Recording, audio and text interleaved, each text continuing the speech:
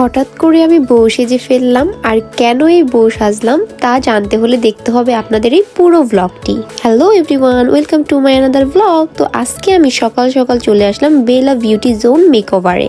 আর যেহেতু আমি একদম আয়নার সামনে দাঁড়িয়ে দাঁড়িয়ে ভিডিও করতেছিলাম, মেয়েদের যা অভ্যাস, বাট আপুদের পার্লারটা কিন্তু অনেক বেশি সুন্দর। আপনারা চাইলে এখানে সুন্দর করে ব্রাইড সেজে সুন্দর সুন্দর ছবিও তুলতে পারবেন। আর এই পার্লারটি হলো জয়পাড়া চৌধুরী হাইটস মার্কেটের দ্বিতীয় তলায়, একদম মোড়টার মধ্যে পড়েছে।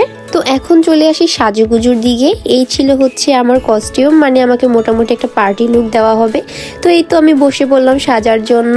আপুর পার্লারটা যতটা সুন্দর তার চেয়েও বেশি ভালো ছিল আপুর বিহেভিয়ার। আপুর বিহেভিয়ার আমার অনেক বেশি ভালো লেগেছে, আর অনেক বেশি ফ্রেন্ডলি। আসলে আপনার মনেই হবে না যে আপনাকে অন্য কেউ সাজাচ্ছে। তো যাই হোক, এখন হচ্ছে সুন্দর করে আমাকে টুকটুক করে আপু মেকআপ করে দিচ্ছিল। আর আপনারা যারা আর্থিক দিক থেকে একটু অসচ্ছল বা যাদের বিয়ে হয়েছিল কোনো কারণে ডিভোর্স হয়ে গিয়েছে, আপু কিন্তু বলেছে তাদেরকে একদম বিনামূল্যে কাজ শিখাবে এবং সেখানেই কাজ দিয়ে দিবে।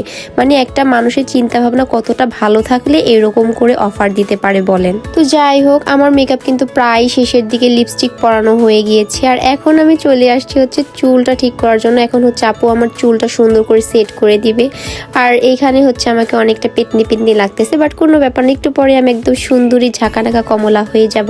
তো দেখেন এখন হচ্ছে আমার লুকটা পুরাটাই চেঞ্জ হয়ে গিয়েছে, আর কত কিউট লাগতেছে তাই না? মাশাআল্লাহ, আপনারা তো বলবেন না, আমি নিজেই বলে দিলাম। তো এই হলো আমার ফাইনাল লুক। নিশ্চয়ই জানাবেন আপনাদের কেমন লেগেছে। আর হ্যাঁ, এখানে কিন্তু আপনারা পেয়ে যাচ্ছেন হাইড্রা ফেসিয়াল করার সুযোগ, আর তার সাথে চুলের বিভিন্ন ধরনের ট্রিটমেন্ট করাতে পারবেন।